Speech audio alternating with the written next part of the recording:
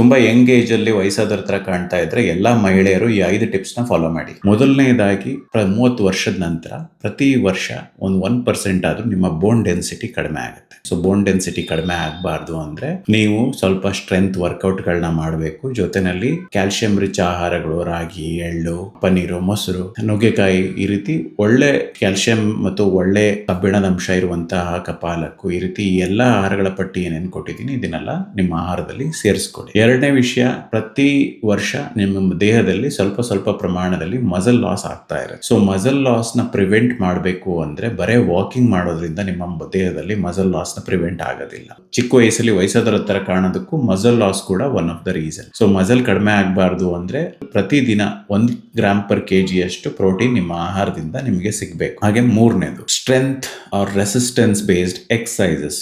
Exercise ಮಾಡೋದ್ರಿಂದ ನಿಮ್ಮ ageing ಕಡಿಮೆ ಆಗುತ್ತೆ. ನೀವು ವಯಸ್ಸಾದ್ರೂ ಯಂಗಾಗಿ ಕಾಣ್ತೀರಾ. ಈಗ ಶಿಲ್ಪಾ ಶೆಟ್ಟಿ, ಮಲೈಕಾ ಅರೋರಾ ಅವ್ರನ್ನೆಲ್ಲ ಜನ ಕಂಪೇರ್ ಮಾಡ್ತಾರೆ. 50 ವರ್ಷ ಆದ್ರೂ ಫಿಟ್ ಆಗಿದ್ದಾರೆ ಅದು ಇದು ಅಂತ. ಕೆಲವೊಬ್ರು ಹೇಳ್ಬೋದು ಅವ್ರು ಸರ್ಜರಿ ಮಾಡಿಸಿದ್ದಾರೆ ಅದು ಇದು ಅಂತ. ಸರ್ಜರಿ ಮುಖಕ್ಕೆ ಮಾಡಿಸ್ಬೋದು, ನೋಸಕ್ ಮಾಡಿಸ್ಬೋದು, ಕಣ್ಣಿಗೆ ಮಾಡಿಸ್ಬೋದು. ಬಾಡಿಗೆ ಎಷ್ಟು ಸರ್ಜರಿ ಮಾಡಿಸಿದ್ರು ಅದು ಫಿಟ್ ಆಗಿ ಕಾಣಲ್ಲ. ಹಂಗಿದ್ರೆ ಲಕ್ಷ ಕೋಟಿ ದುಡ್ಡಿರೋರೆಲ್ಲ ಫಿಟ್ ಆಗಿರೋರು, ಬರೇ ದುಡ್ಡು ಕೊಟ್ಟು ಸರ್ಜರಿ ಮಾಡಿಸಿ ಫಿಟ್ನೆಸ್ ಸಿಗೋದ ತರ ಆಗಿದ್ದಿದ್ರೆ. ಫಿಟ್ನೆಸ್ ಸ್ವಂತ ಎಫರ್ಟ್ ನಿಂದ, ಡಿಸಿಪ್ಲಿನ್ ಇಂದ ಬರುತ್ತೆ. ಮತ್ತೆ ಹಲವಷ್ಟು ಮಹಿಳೆಯರು ಅವರ ಭಾವನೆಗಳನ್ನ ಹೊರಗೆ ಹಾಕೋದಿಲ್ಲ.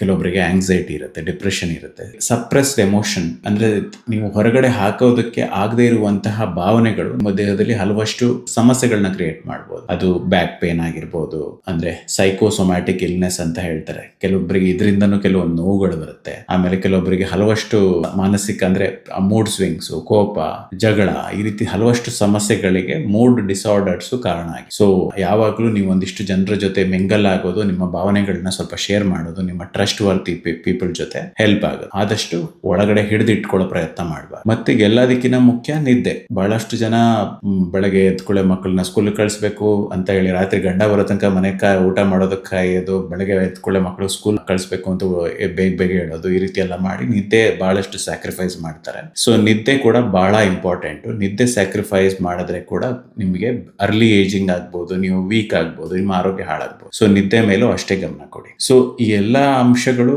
ಆಹಾರ ಕ್ರಮ, ಬ್ಯಾಲೆನ್ಸ್ ಡಯಟ್, ಇದೇನು ಹೇಳ್ತೀನಿ ಎಲ್ಲ ವಿಡಿಯೋದಲ್ಲಿ ಅದಕ್ಕೆ ವಿಭಿನ್ನವಾಗಿದ್ರು, ಬಟ್ ಇದು ಬಹಳ ಫೌಂಡೇಶನಲ್ ವಿಷಯಗಳಾಗಿರುತ್ತೆ. ಇದನ್ನ ಅನುಭವಿಸಿದವರಿಗೆ ಗೊತ್ತು ಅದರ ಕಷ್ಟ ಏನು ಅಂತ. ಈ ತರ ಸಮಸ್ಯೆಗಳು ಬಂದವರಿಗೆ ಗೊತ್ತಿರುತ್ತೆ ಅದು ನಿಜವಾದ ಪ್ರಾಬ್ಲಮ್ ಅಂತ. ಬಂದ್ಮೇಲೆ ನಾನು ನಿಮಗೆ ಅವೇರ್ನೆಸ್ ಕೊಟ್ರೆ ಸಾಕಾಗೋದಿಲ್ಲ. ಸೊ ಬರೋದಕ್ಕಿಂತ ಮುಂಚೆನೇ ಹೇಳ್ತಿದ್ದೀನಿ, ಬಿ ಕೇರ್ಫುಲ್.